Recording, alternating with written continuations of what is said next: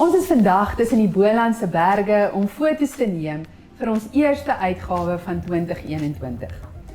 Lig kom deesdae elke kwartaal uit, maar ons weet baie van ons lesers vind julle inspirasie en julle sielskos aanlyn. Daarom spandeer die Lig-redaksie al ons energie om ons inhoud ook aanlyn beskikbaar te stel. Elke dag kan julle kom saamkuier op Facebook en Instagram en gaan loer gerus op lig.co.za waar ons elke dag vars nuwe stories en inspirasie plaas. Vandag gesels ons met Mientjie oor 2020, 'n jaar wat buitengewoon was en haar drome vir 2021.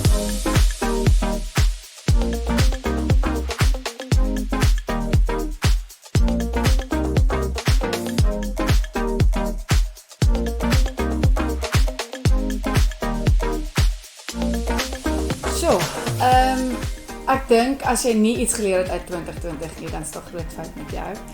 Maar ek het geleer dat jy niks kan beheer nie en dat jy baie vinnig vrede maak met 'n situasie om gelukkig te kan wees en om te kan floreer. Almal het baie idees en planne gehad vir 2020, dit was die jaar. En toe het daar 'n wêreldpandemie gekom en ons hele lewens tot stilstand geruk. Dit was vir my persoonlik 'n fantastiese jaar. Elsa, my jongste dogtertjie, haar love language is quality time en dit het ek uit en uit gesien. So dit was vir ons wonderlik en ja, ek het geleer om net totaal en al oor te gee en net weer te besef dat jy nie in beheer is nie.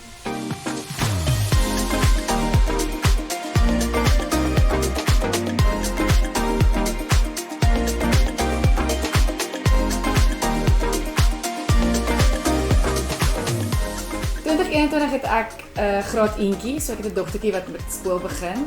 En op hierdie stadium van my lewe is my kinders vir my 'n groot prioriteit. Ek het 3 dogters en ek besef absoluut die verantwoordelikheid en die erns van die saak.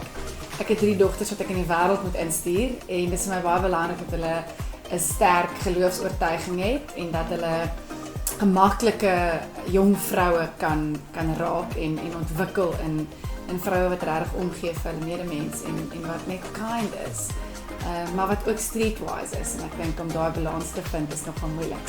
So ek droom baie oor my kinders en vir my man en ons huwelik, maar vir my persoonlik ook.